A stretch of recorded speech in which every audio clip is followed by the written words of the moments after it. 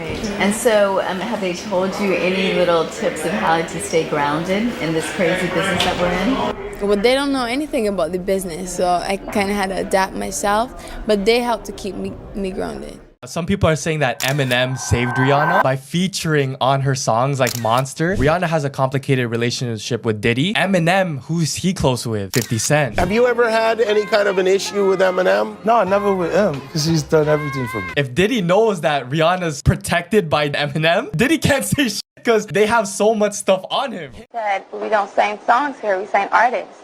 And there was this little pause, and I was nervous. But then he said, and we're interested. And there's this sudden feel of relief. But then he said something about a window and a door or something. Oh, then he said, you did it whole word. I did a lot. This happened to me.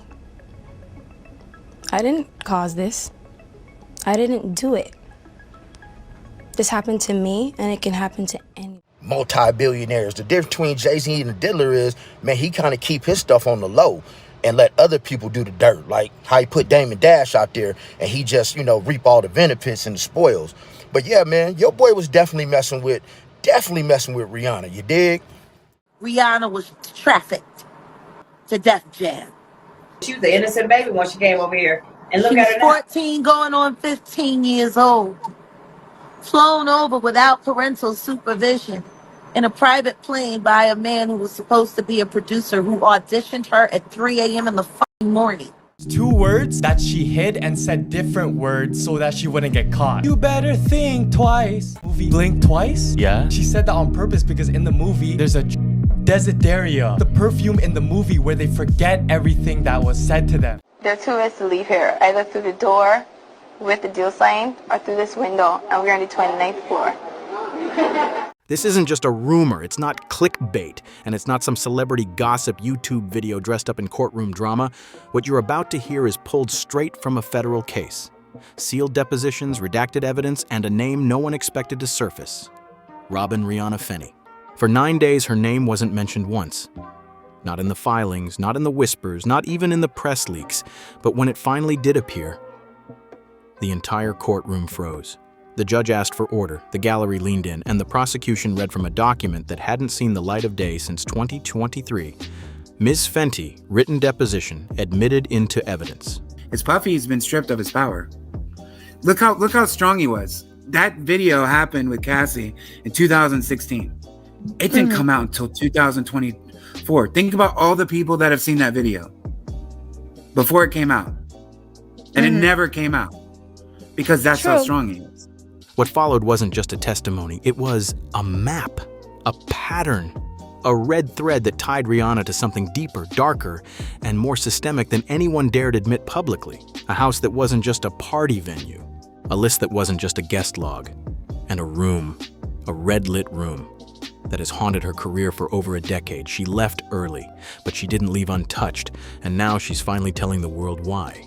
It wasn't a press conference, it wasn't a headline, it was a piece of paper, handwritten, faded, and nearly forgotten in an old archive tied to Rihanna's early management. Dated March 28, 2009, just weeks after her most public trauma, it began with 5 chilling words. I said no, he didn't like that. At 3 a.m. in the morning, a 14-year-old girl. She was flown to another country. She was taken to Def Jam headquarters. She was left in a conference room alone with Sean Carter for nearly 6 hours alone, with no parental supervision. Her father collected a $500,000 check. According to the prosecutor, the letter wasn't meant for legal eyes. It was personal, likely never intended to be read aloud in a courtroom. But on day 9th, it became the turning point. She wrote about being invited to an exclusive after-hours gathering in Encino. Told it was just a music salon. No red flags at first. But when she arrived, everything felt off. Phones confiscated, NDAs signed at the gate. A woman in gloves, bleach and perfume in the air. Then came the room. Dim, cold, silent. A clipboard on a table. She looked. Her name was on it. 3rd on the list. She hadn't signed anything. I don't like the concerts when everybody has a camera up. Yeah, right. Yeah, well, that's all of them now. At my concerts, you dance all night. You can't even get to your phone. You so much in the... A man entered, smiling, calm. You don't have to do anything you don't want to, but if you leave now, you don't come back. She left. She didn't tell anyone, until now, because that night was never about music. It was a test. She wasn't famous, she wasn't rich, she wasn't on stage. But she carried the kind of guilt that doesn't fade with time. Identified in court documents only as AR, Rihanna's former assistant submitted a sworn affidavit that would shake the room all over again. I gave her the invitation, she wrote. I've never forgiven myself. AR had worked with Rihanna from 2008 to 2012. Wardrobe coordinator, travel logistics. And so has he given you any kind of advice of how to handle all the fame? And He always drills it in me, stay humble, stay like you are. He always tells me that. Just another trusted name in the background, but in 2009 she was handed a sealed envelope at Bad Boy's media office with one instruction: deliver it to Robin personally. She said she was told it was for a creative energy reset, a quiet artist salon, no cameras, just connection. She believed it. Until Rihanna came back the next day, silent, shaken, and distant. She wouldn't talk. She wouldn't look AR in the eye. She simply asked her to tell the press she was sick. That was it. And AR did as she was told. She stayed quiet for 5 years. But what shattered her wasn't what happened that night. It was what came later. So what do you think about the rumors that people are saying? So you don't think there's truth to the rumor and people are like the industry's still protecting him? Do you think he's kind of been put out like he's a hot potato? Or do you think that there's still core group? Yeah, he's toxic. He's radioactive. Nobody's touching Diddy.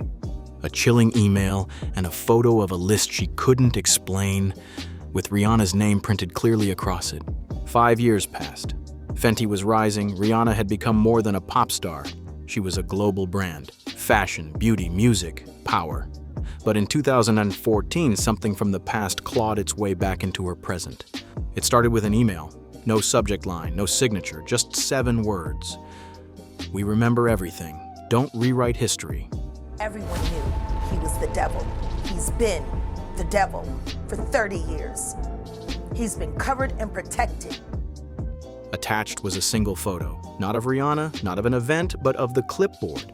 The same clipboard she mentioned in her 2009 letter, the one with first names and stars, blurred except one name, Fenty. The email hit like a ghost, no context, no warning, just a reminder.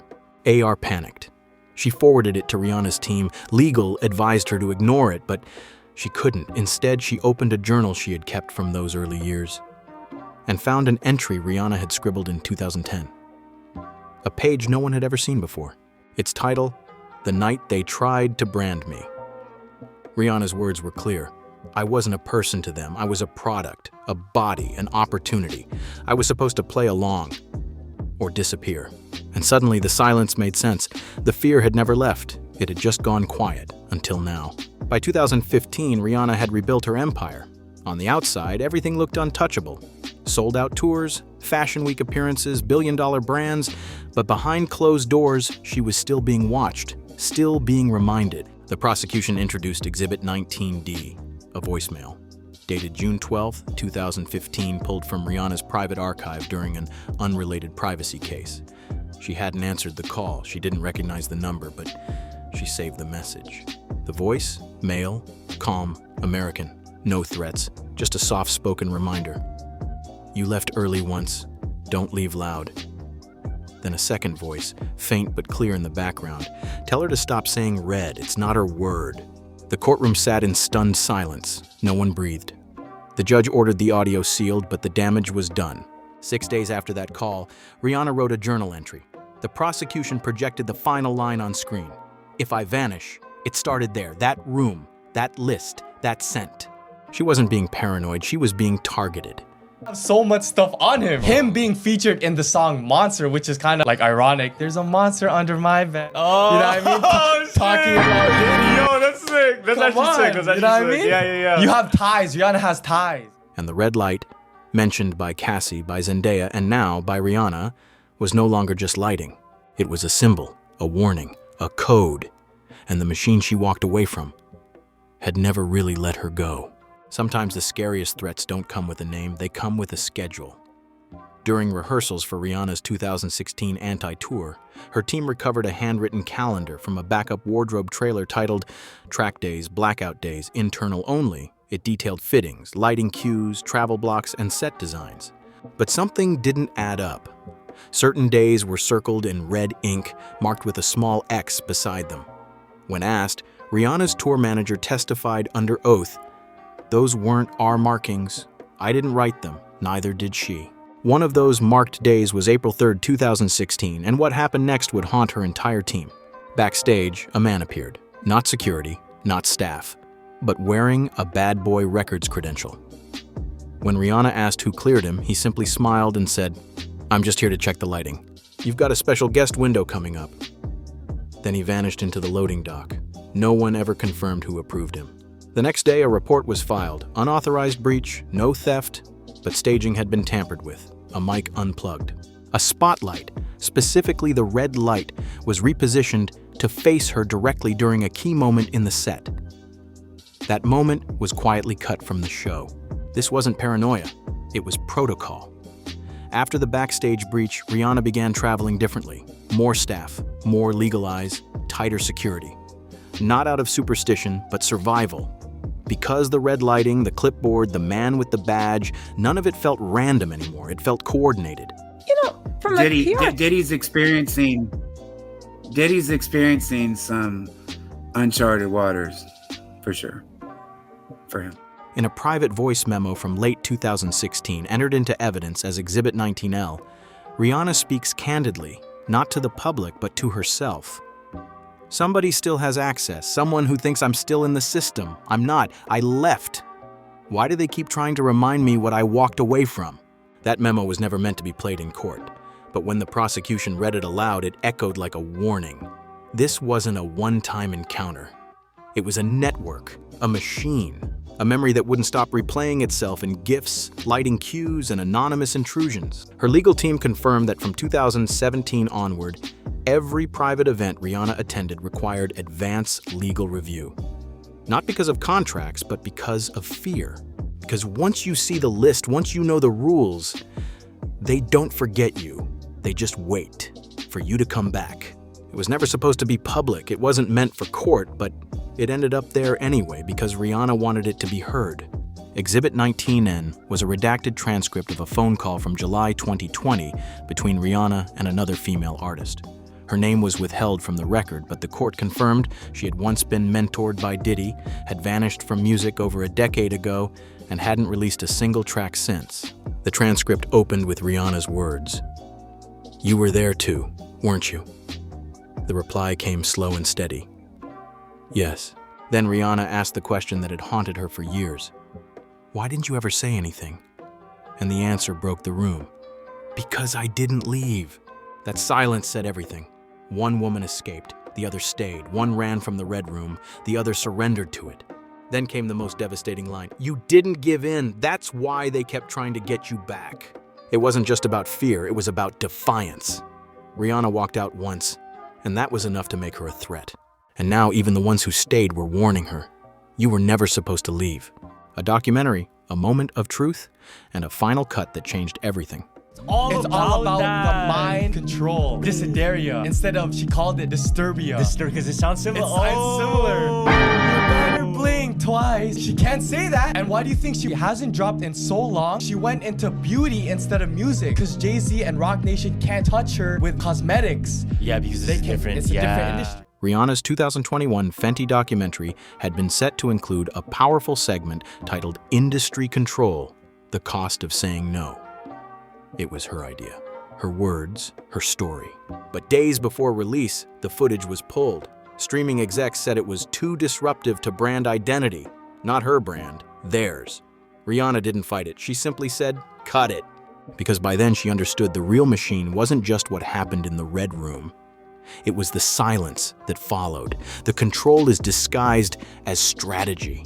The contracts that came with strings, and this time, she refused to be handled. Legacy, loyalty, luxury.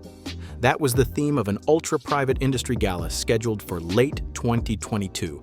No media, no press, just a room filled with power, and one name printed as the headlining guest, Rihanna. She never confirmed her appearance. She never gave a yes. But somehow her name still appeared on the official run of show. Not for a performance, but for a tribute.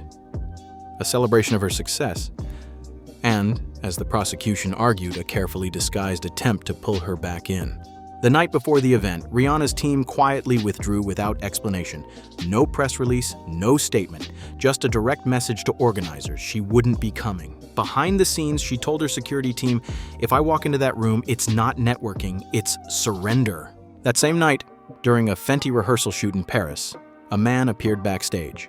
Not on staff, not cleared.